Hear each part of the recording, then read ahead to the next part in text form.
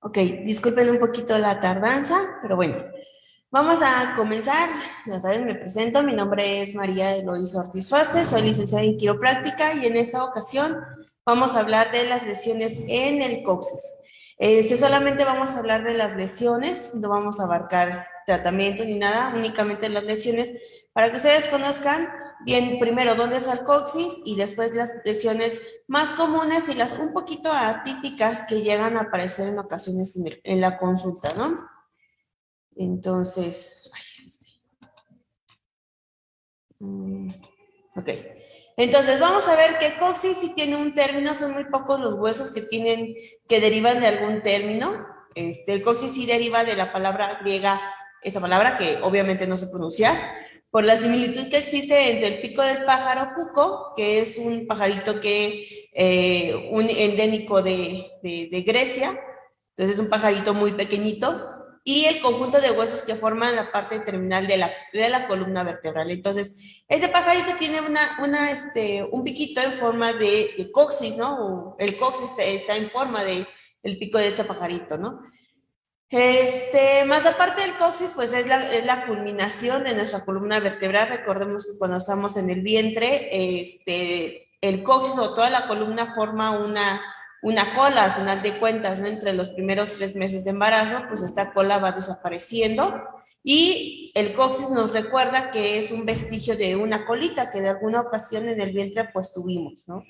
El término coxigodina, perdón, coxigodina, fue descrito inicialmente por Simpson en 1859. Simpson bueno, fue, ¿verdad? Porque no es, fue un ortopedista americano. Entonces él le dio ese término en 1859 para identificar bien la presencia en el dolor del coxis. Entonces, cuando nos referimos a dolor en el coxis, no vamos a referirnos como coxalgia, porque coxalgia pues, es dolor en la coxa. Entonces, nos vamos a referir como coxigodina o coxialgia. También se puede interpretar como una coxialgia, ¿va? Ok, el coxis es una estructura ósea terminal de la columna vertebral, posee una forma triangular a vértice inferior. Es un hueso muy pequeño, entre 3 y 4 centímetros, dependiendo de la altura de la persona, obviamente. Ya estos de 3 a 4 centímetros es en una edad adulta. Se dispone de arriba a abajo y ligeramente de atrás hacia adelante. Continuando así, caudalmente la concavidad anterior del sacro. Está constituido por 3 a 5 vértebras, unidas entre sí por ligamentos, articulaciones y discos intervertebrales. ¿Sí? En ocasiones estos discos pues se llegan a osificar, a veces sí, a veces no. Eso depende mucho también del estilo de vida del paciente, de su herencia, bueno, de su familia, obviamente de la herencia que uno adquiere, ¿no? De la herencia, pues obviamente anatómica que uno adquiere de su familia. La consistencia muy firme asociada a una frecuencia de la osificación de las articulaciones intercoxígeas, porque entre las vértebras coxígeas también tienen una cierta articulación. Esa articulación se llama intercoxígea, ya no se llama cigapoficiaria como en el resto de la columna, ya se llama intercoxígea. Muestra el coxis como una pieza única que reduce o incluso impide su movimiento. Ocasionalmente los discos pueden no estar presentes, entonces, porque hay ocasiones en que, a pesar de que el coxis se maneja como un segmento óseo, a veces sigue conservando estos discos, ¿no? Pero ya esos discos, pues obviamente es puro cartílago, ya no contiene un núcleo pulposo como tal, pero pues sí tiene siguen teniendo ese cartílago, siguen teniendo estas, ¿cómo se podría decir? Esta articulación intercoxígea no está osificada del todo, ¿no? Y eso lo podemos ver, pues obviamente a través de la radiografía. Esas articulaciones, entonces ocasionalmente los discos pueden estar presentes. Entonces, a las articulaciones intervertebrales se les conoce o son con una articulación tipo sinovial. La presencia de articulaciones sinoviales intercoxígeas posibilita o aumenta el grado de movilidad entre estas articulaciones. La hipomovilidad intercoxigia o sacrocoxigia influye en la aparición de disfunciones o inclusive de verdaderas lesiones anatómicas. Entonces, eso nos da a entender que es más probable que nos lesionemos el coxis si no lo tenemos completamente osificado. Si lo tenemos completamente osificado, es menos probable que nos lo lastimemos a si tenemos todavía, conservamos todos nuestros ligamentos en el coxis, nuestras articulaciones intercoxigias. Es un poco más probable que nos lastimemos el coxis por una hipermovilidad del propio coxis, ¿ok? Entonces, vamos a ver más. El coxis posee una cara anterior cóncava, interpelviana, perdón, es que hay palabras que son un poquito raras, me cuesta un poquito de trabajo pronunciarlas, perdón. Interpelvianas, donde se insertan ligamentos, una cara posterior convexa, muy superficial, solo cubierta por la piel, surcos transversales en ambas caras que corresponde a las articulaciones. Discos intervertebrales coxigios, dos bordes laterales, área de inserción de ligamentos y músculos, una base superior y cuya parte media se articula arriba con la superficie articular similar del sacro. Articulación sacrocoxigia. La articulación sacrocoxigia pues es una articulación importante, ya que es en algunas bibliografías se considera que la articulación sacrocoxigia es el término de la columna vertebral, debido a que pues ahí termina nuestra médula espinal, pero pues esto obviamente pues no es tan cierto. Nuestra médula espinal termina hasta el coxis, todavía tenemos ahí, nace un nervio coxígeo.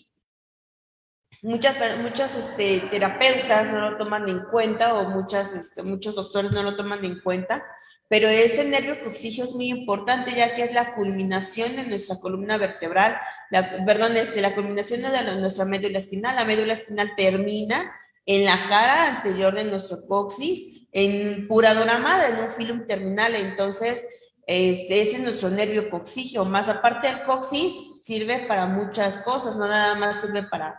Dicen por ahí, sirve únicamente para doler, no sirve hasta para nuestro propio equilibrio, ya que es como... El coxis tiene también otro punto de vista, que es como el apéndice de nuestra columna vertebral. Es como un pequeño apéndice, así como el apéndice que tiene el colon, pues es el mismo apéndice que tenemos en nuestra columna vertebral. Es como una pequeña ancla, es una anclita chiquita.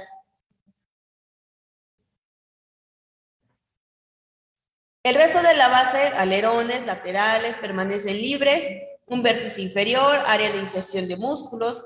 La posición del coxis puede variar tomando un aspecto de concavidad anterior, casi vertical, casi horizontal, o inclusive en forma de gancho.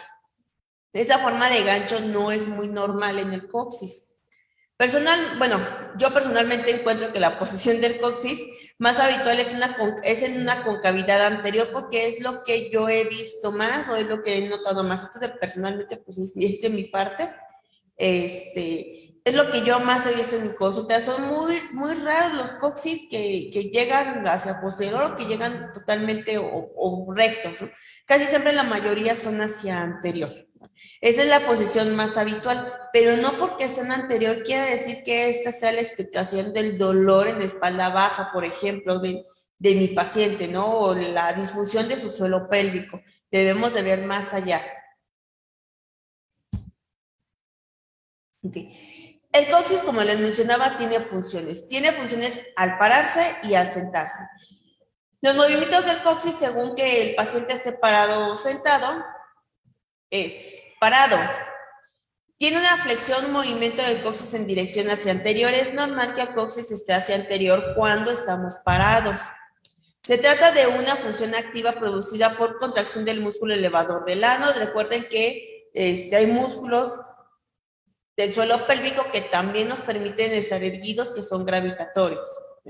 Diafragma parental, que ya sabemos que forma parte del suelo pélvico. Contracción del esfínter anal externo.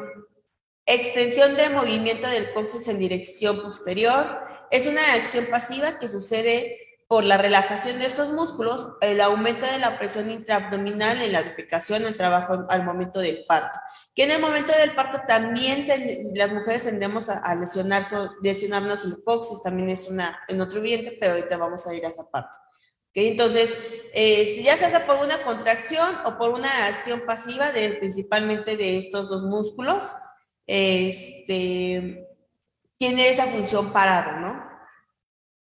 Al estar sentado, tenemos la flexión, tenemos un movimiento de flexión en el coxis en dirección hacia anterior, igualmente como lo tenemos al estar parado, perdón. Es una función pasiva secundaria a la presión del asiento sobre el coxis. Entonces aquí ya tenemos diferente. Al pararnos, nuestros músculos se contraen. Al sentarnos, estos músculos tienden a relajarse.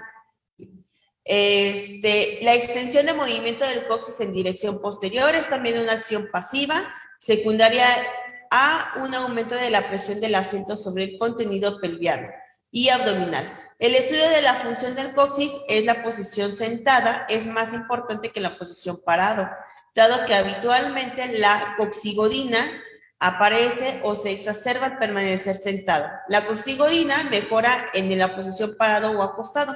¿Por qué? Porque estos músculos, el músculo elevador del ano y la contracción del esfínter anal externo, que también es un músculo, el esfínter anal externo, sobre ese músculo del esfínter anal externo todavía nosotros tenemos control.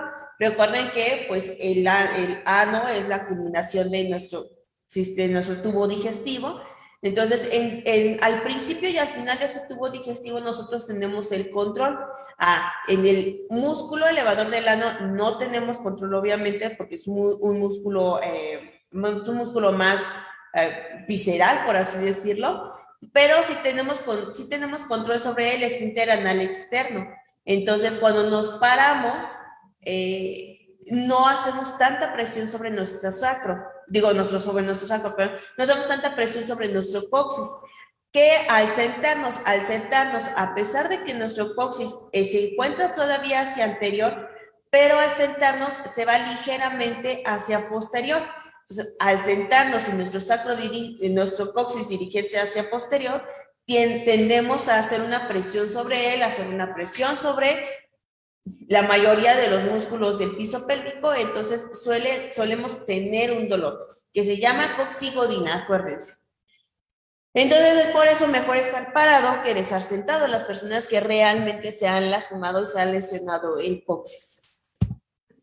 Y bueno, aquí tenemos unas imágenes sobre el coxis, aquí tenemos la parte anterior, vean cómo tenemos 1, 2, 3, 4 vertebritas, 1, 2, 3, 4 vértebras, estos son sus alerones o alitas o alas del sacro, o astas del sacro.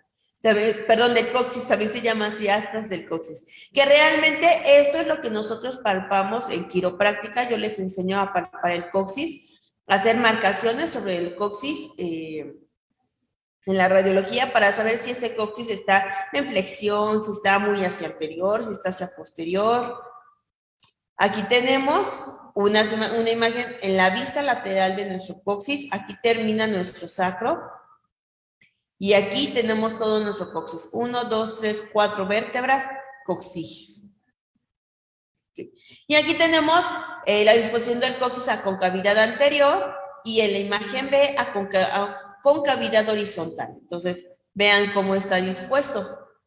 Hacia anterior y hacia horizontal. Entonces, se supone que nuestro sacro debería de tener una posición con una concavidad hacia anterior natural y normal. Lo que no es normal es tenerlo en una concavidad horizontal o tenerlo sin mucha concavidad. Entonces, encontrarnos un sacro anterior es más normal de lo que nosotros podríamos pensar. Cuando no es normal, cuando ya está ocasionando dolor en todo el tejido perióseo, ¿no? Principalmente en nuestro suelo pélvico, o al sentarnos, pues obviamente pues dolor en toda la columna vertebral. La etiología de las lesiones en el sacro es traumática primero. Cuando el coxis duele es principalmente por una caída de sentón, ¿vale? Pero realmente una caída de sentón que sí tocó, que sí dañó nuestro coxis. Caída de una escalera o sentado sucede entre un 60 a 70% de los casos. El dolor coxígeo o lumbosacrocoxígeo aparece en forma inmediata, menos frecuente, 1 a 2 meses después del golpe. Entonces, cuando realmente se pegan en el coxis hay hasta síntomas, reflejos neurológicos, vómitos, sudoración excesiva. Incluso yo he tenido pacientes que después de pegarse en el coxis se han hecho del baño desde que se defecan o desde que se orinan. Salivación, visión doble, ¿cómo le dicen a esas, como pelucitas de colores? Se me olvidó el nombre técnico de esa,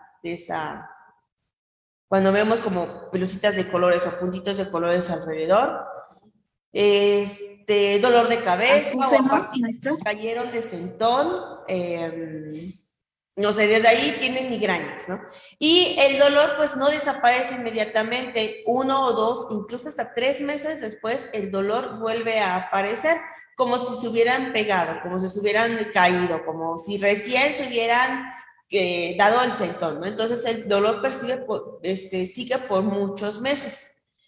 En posparto generalmente secundaria un trabajo de parto muy laborioso, o lento, así ya lo vimos por el suelo pélvico. Tenemos también una lumbosacralgia o sacroileitis de dolor óseo, disco, articular o ligamentoso perióstico. ¿Okay? Puntos gatillos miofaciales en el glúteo mayor, en el elevador del ano, el piramidal, el esfínter externo del ano, músculos paravertebrales espinales, lumbosacros. Los músculos que van íntimamente en la columna, que se originan y se insertan en la misma columna, van desde cervicales hasta el sacro. Entonces, cuando nos lesionamos el sacro, estos músculos se ven afectados. Entonces, al momento de ir al baño, al momento de sentarnos, o de estar sentados, al momento de pararnos, pues va a doler toda la columna, desde el coxis hasta las cervicales. Una obesidad ya una grado 2 o grado 3, a eso se refiere por obesidad marcada. Secundaria infiltraciones epidurales caudales, que eso es muy raro que nos llegue un paciente con una coxialgia por una infiltración mal colocada. Casi siempre todos son dolores lumbares, pero es muy raro que llegue un paciente con ese tipo de etiología. Infecciones en ano o recto, que también son muy poco frecuentes. Tumores directamente en el coxis, que también son casos muy, muy, muy contados. Somatomorfas, se desencadenan a partir de un estrés psicoemocional muy importante. Siempre hay que pensar que en esta causa cuando se ha descartado los factores funcionales u orgánicos, ¿no? También recordemos que a la altura del coxis pues tenemos un chakra muy importante. Entonces, pues también hay que, no hay que deslindarnos tanto de esa parte emocional, ¿no? De nuestros pacientes. También es importante saber desde cuándo empezó. A lo mejor el dolor en el coxis empezó a partir de una pérdida. Entonces es importante indagar y preguntar bien todo sobre nuestros pacientes. Y pues idiopática, ¿no? Siempre las idiopáticas cubre todo lo que es desconocido, pero el paciente, es muy raro los pacientes que llegan con dolor en el coxis que no saben qué les pasó. Siempre, el paciente siempre sabe qué le pasó y por qué tiene su dolor, ¿no? Entonces, tal vez no en la primera consulta se los diga, pero sí se los va a decir en la tercera, en la cuarta. Siempre es importante preguntar todas las consultas el por qué le pasó y a qué atribuyen. En algunas nos va a decir por qué. Ahora sí, los tipos de lesiones. Los tipos de lesiones principalmente son subluxaciones, luxaciones, fracturas y por una espícula, y esa espícula es muy poco conocida, pero en las radiografías sí se ve. Se ve muy bien esa pequeña espiculita que yo le digo que es como un como un espolón. ¿Vale? Entonces, subluxación por angulación hacia adelante, atrás del eje longitudinal entre las dos vértebras coxígeas vecinas o entre el coxis y el sacro. Adelante, atrás del eje longitudinal del coxis con respecto al sacro. Articulación estamos hablando aquí de la articulación sacrocoxígea. Angulación lateral hacia la izquierda o hacia la derecha del coxis con respecto al sacro, cuando esa inclinación es muy pequeña, es únicamente detectada por tacto rectal. Y bueno, el tacto rectal, personalmente yo no lo uso, no me gusta usarlo, siento que es mucha invasión para el paciente. Yo siempre he dicho, por algo yo estudié quiropráctica para no invadir mucho a mis pacientes. Yo con la quiropráctica, pero ese es mi punto personal de vista, yo no invado tanto al paciente, mi palpación es superficial y es fuera, yo no tengo que introducir absolutamente nada en el paciente, yo la palpación incluso la hago por fuera del paciente, en el coxis, nunca jamás en la vida he introducido dedo, a pesar de que en algún momento de mi vida bueno, no en la escuela, pero en algún momento en un curso lo tomé, en quiropráctica Inca, porque pues la quiropráctica hay que tener abierta la mente y no hay que cerrarnos a que la quiropráctica es una y viene la de Estados Unidos y nada más, ¿no? Viene de Texas y punto, se acabó. Hay muchos tipos de quiroprácticas, Inca, mexicana, ¿cómo? Quiropráctica japonesa, algo así, ¿no? Que viene un poquito más de Asia. Entonces hay que tener en cuenta también todas las quiroprácticas, ¿no? Que nos faltan por conocer, ¿no? De diferentes culturas. Entonces, en algún momento cuando yo tomé quiropráctica Inca, me enseñaron a palpar el sacro, introduciendo los dedos por ano, pero realmente a mí no me gusta para nada. Es mucha invasión para mi paciente, ¿no? Los pacientes tienen esta mala costumbre de ponme lo que quieras, quítame lo que quieras, méteme lo que quieras, sácame lo que quieras, pero quítame el dolor. Pues tampoco vamos a jugar así con los, bueno, al menos desde mi punto de vista, tampoco hay que jugar así con los pacientes. Entonces, angulación izquierda, entonces esta se puede palpar también por vía rectal, pero también se puede palpar por fuera, ¿no? O sea, también lo podemos palpar de esta forma. Tenemos una luxación anterior, posterior o lateral, se presenta como un verdadero desplazamiento anterior, anteroposterior o posterior-anterior o lateral de la primera vértebra coxígea con respecto a la vértebra vecina, que es el sacro. La subluxación y luxación del coxis, pues ya acuérdense que subluxación y luxación no es lo mismo, ya he dado un seminario que es la diferencia entre subluxación y luxación. Fracturas únicamente las vamos a comprobar por una resonancia o una radiografía simple. La espícula es una pequeña excrescencia ósea de origen congénito en la cara dorsal de la punta del coxis. Se presenta en el 15% de los casos de la coxigodina. Las espículas se palpan fácilmente, sobresaliendo debajo de la piel, se acompaña frecuentemente de una depresión cutánea encima de ella. Yo nomás me he encontrado un paciente con esta como pequeña espiculita y sí es como un pequeño espolón, pero en el coxis. Y sí se ve como, bueno, al menos a mí sí me ha tocado un paciente así, con una pequeña espiculita. Entonces, espero que un día les toque un paciente así para que lo puedan palpar, lo puedan ver y puedan sobre todo pues sentir, ¿vale? Son los pacientes que dicen que tienen como una cola. Pues es como esa es como una espiculita, tienen como una cola. Es muy raro encontrar una vértebra supernumeraria en el coxis. Casi siempre son de 4 a 5 vértebras, pero casi siempre son 4. Ya es muy raro que encontremos a alguien con 5 vértebras coxígeas. Pero es como la espiculita es como una colita que sobresale. ¿Vale? Entonces, tenemos aquí, es más común encontrar en un coxis sin movilidad, se debe plantear la posible presencia de una espícula cuando el dolor aparece de forma espontánea, no relacionado con un antecedente traumático local, se manifiesta exclusivamente en la punta del coxis, a la palpación detectamos fácilmente la espícula y produce el dolor al momento de tocarla. Se produce en la posición sentada, se confirma fácilmente con una radiografía simple, que es cuando parece una vértebra coxígea además, pero realmente pues es una excrescencia ósea ya. Se alivia rápidamente con la anestesia local sobre la espícula. Entonces, ese paciente que yo tuve con esa coxigodina, lo mandé a terapia neural, ¿Para qué? Para que aliviara el dolor, porque obviamente pues un relajante, o perdón, AINES no me iba a ayudar para mucho, ¿no? Entonces lo mandé a terapia neural para reducir el dolor en el área del hogar, porque su dolor pues era local nada más. Le producía dolor en el resto de, por ejemplo, en el suelo pélvico, sí, en el coxis, sí, y le llevaba problemas lumbosacros, sí, pero era por esta pequeña presencia ósea.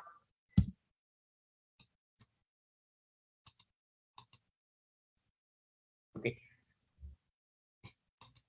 Ah,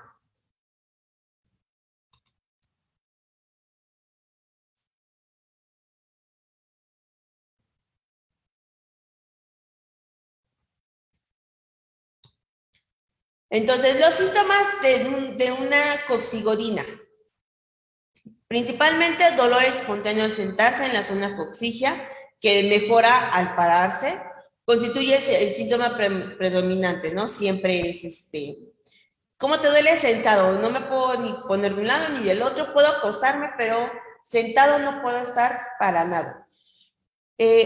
Muy raramente esta algia o este dolor puede manifestarse de manera más intensa al levantarse. Es muy importante preguntarle al paciente, ¿te duele sentado o cuando te vas a parar? ¿Va? Entonces hay que preguntar eso. O cuando te vas a sentar, no de estar parado, te vas a sentar, te duele. Desapareciendo al permanecer parado por un cierto tiempo. Antecedente inmediato de traumatismo directo y violento sobre el coxis, no puede, que no pueda pararse, no pueda, perdón, no pueda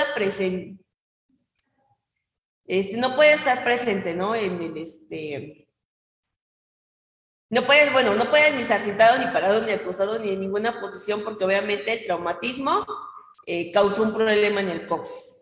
Un dolor referido, reflejo en la superficie posterior del sacro, en el pubis, en las articulaciones sacroiliacas, en la región lumbar, en la región glútea o en el períneo. Entonces hay que preguntar dónde duele, cómo duele y todo lo que duele. Siempre.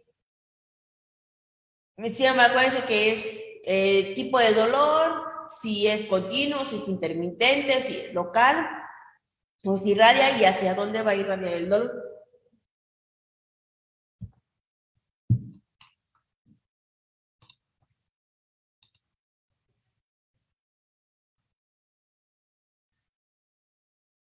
Ok. Entonces, ok. Área localizada en la compresión en un área hiper, bien precisa, la región coxígea en la cara posterior, punta, bordes laterales o cara anterior del coxis.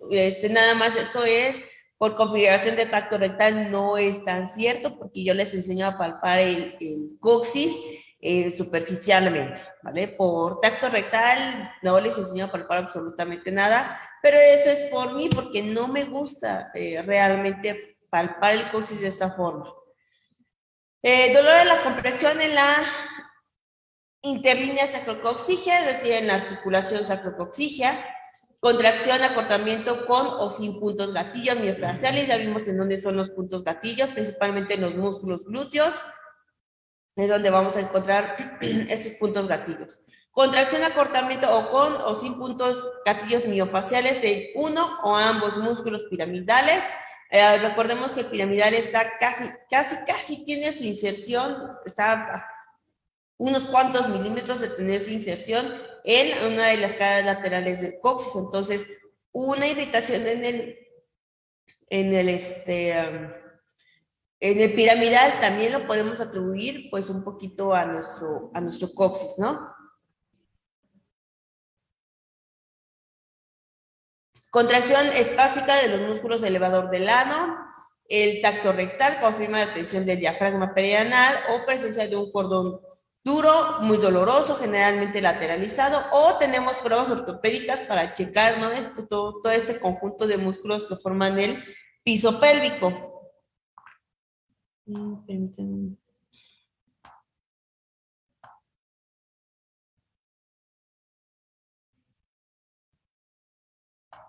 Disculpe. Ok.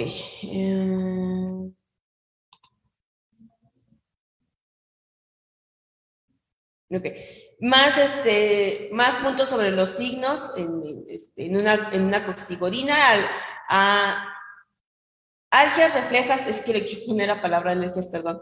Algias reflejas en la región lumbar o conos y puntos gatillos miofaciales asociados, un dolor osteoperióstico reflejo, articulaciones intervertebrales lumbares o lumbosacras, dolor neuropático periférico o central. La asociación de este síndrome en una coxigodina debe siempre sospechar frente a una algia coxígea crónica que no mejora con el tratamiento habitual y que se manifiesta con hipersensibilidad cutánea y o ayodina local y sobre el margen del ano. Entonces, todo lo que tenga que ver con el ano, cercano al ano, porque el coxis está 1 o 2 dedos arriba del ano, entonces pues está realmente cerca. Todo lo que afecta al coxis, sin duda alguna, va a afectar al ano. ¿Okay? Cuando no se encuentra un factor funcional u orgánico causante del dolor, es conveniente solicitar una evaluación psicológica conductual para confirmar que la coxigodina tiene una manifestación somatomorfa. No hay que hacer de lado la parte psicológica, la parte energética de nuestros pacientes. Okay. Y tenemos la coxigodina con patología radiológica presente, ¿no? Siempre hay que pedir API lateral de cadera. En una API lateral de cadera nos va a salir el coxis, o podemos pedir un spot. Un spot es una radiografía, es una vista especial para nuestro coxis. Entonces podemos pedir un spot API lateral de coxis. Una luxación posterior y subluxación es la patología más frecuente en la posición sentado, asienta en el disco sacrocoxígeo, que realmente el disco sacrocoxígeo pues se va desapareciendo con los años, o el primer disco intercoxígeo, y se reduce espontáneamente al retornar a la posición parada. La subluxación se presenta con la misma topografía que la luxación. Acuérdense que la diferencia entre luxación y subluxación pues es la pérdida total o la pérdida parcial del juego articular. Una hipermovilidad moderada constituye una manifestación de hiperlaxitud ligamentosa, constitucional o localizada o generalizada. La hipermovilidad moderada no siempre provoca coxigodina.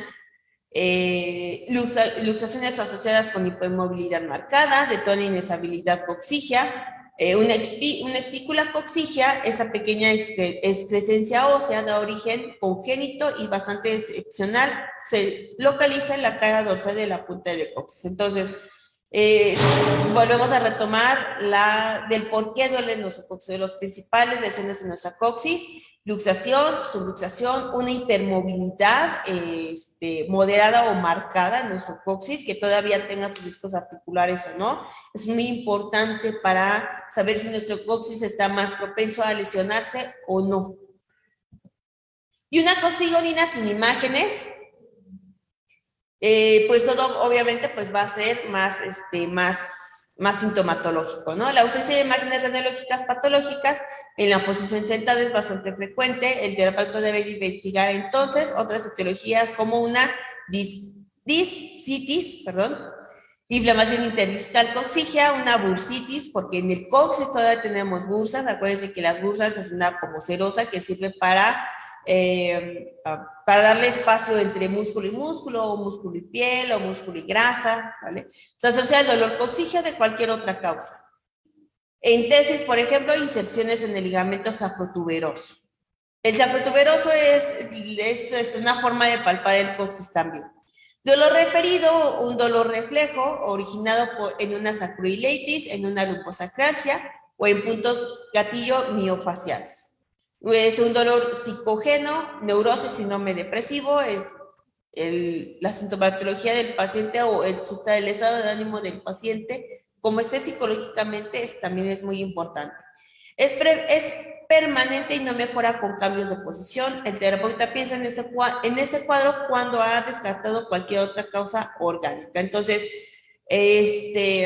siempre...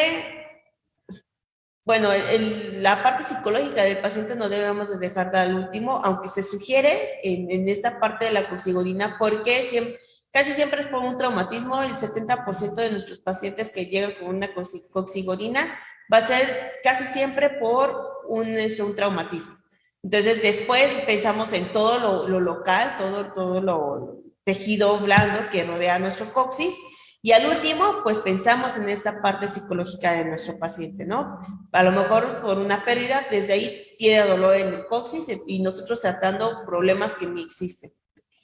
Entonces, estas son las principales lesiones en el coxis. Si quieren aprender a ajustar coxis, pues inscríbanse al diplomado de quiropráctica o a las licenciaturas, que ya en séptimo y octavo tenemos quiropráctica. Entonces, esas son las principales lesiones en el coxis. Nos vemos el próximo mes con otro tema en estos seminarios que son gratuitos y son para ustedes, ¿ok? Entonces, nos estamos viendo luego por aquí por la escuela o en otro seminario.